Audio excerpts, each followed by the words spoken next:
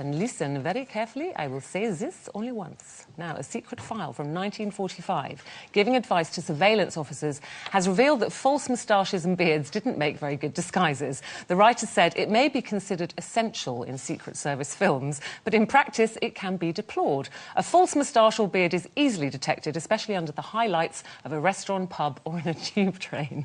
Some terrible wigs, probably.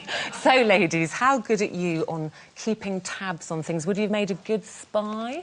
I actually would have made a brilliant spy. Yeah, I would, honestly. You know, I told you last week, Mark calls me Columbo because I'm always picking up on little things. And I think it's because I lived on my own for so long, you know, and... well, for example, I went in the other week and I'd stayed somewhere else for the night. You know, I've got, like, an office that I stay in sometimes. And I got home the next day and I looked at the bed and I went, "You didn't sleep in that bed last night, did you?" And he went, "Yeah, I did, yeah, I did, yeah." And I went, no, you didn't." He went, "I did." I went, "Oh, well done, you've made it really well. It looks really good. Looks like I've just made it." Anyway, a couple of hours later, he confesses, "Do you know what? I didn't sleep in that bed last night. How did you know?" And I'm like, "Well, because I left it like that and I know exactly how I leave it." So he does call me Columbo. And he always lies about what he's eating. Does he not walk on eggshells around the house if you talk to him in that bossy, mummy way? No. Oh, well done. Food. Listen to this with food. Come on. No, but with the food, you see, I always say, "What have you had for your tea, then?" I am like his mum, aren't I? Did you eat your tea? A day? We know he has his 5 a day, but it's not carrots. I have to make sure he is. "So what have you had for your tea?" And he goes, "Oh, nothing, I just had half a sandwich." So and then I look in the bin and I see all these things and I don't look in there for stuff, but I just put stuff in the bin and I see stuff in there and I can't help picking him up on it. So why did you say you only had a sandwich when there's, like, 3 packets of rice? Probably because he's a bit... He sounds like he's a little bit scared of you. What about you? What about you? Do you ever tell little fibs to him? Would he know if you were telling a lie? No, he wouldn't know. Are you a good liar? I'm an absolutely brilliant liar. In fact,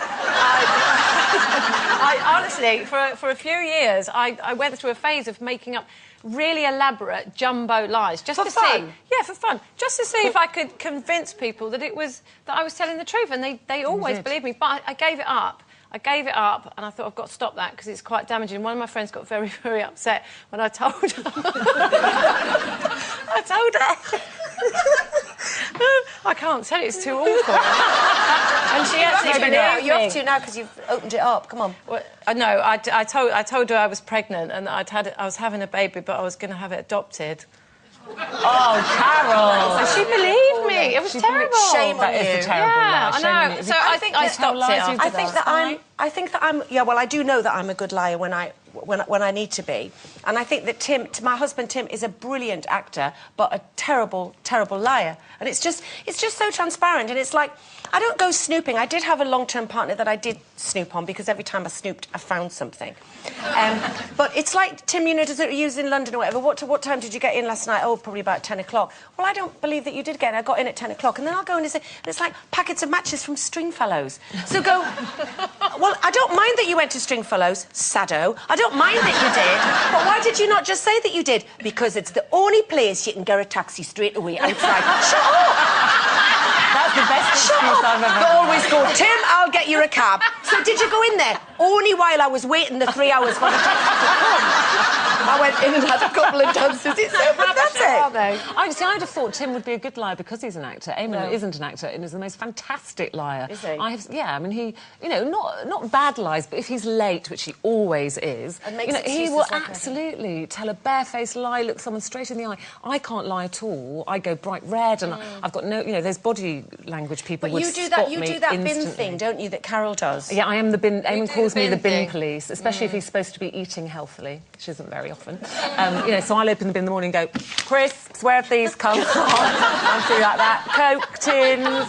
Yeah, no, I am the bin police. I never, ever used to think I would ever spy on anyone or, you know, I was one of them. Oh, don't be one of those interfering, you know, insecure, kind of paranoid women. But, of course, when something bad happens to you, I turned into... I didn't even recognise myself. I became brilliant at finding things out. You know, if I found receipts and didn't know where they were from, I would go back to the shop it was from and immediately on the spot come up with this elaborate story, because I found 2 receipts one day and it didn't say on them what they were, so I went back to this shop and said, right, I'm really sorry, but I need to speak to the manager because we're going to 2 weddings at the weekend and I sent my husband out to buy the presents and he's wrapped them and I don't know which present is which, so I need to know which receipt is for which present.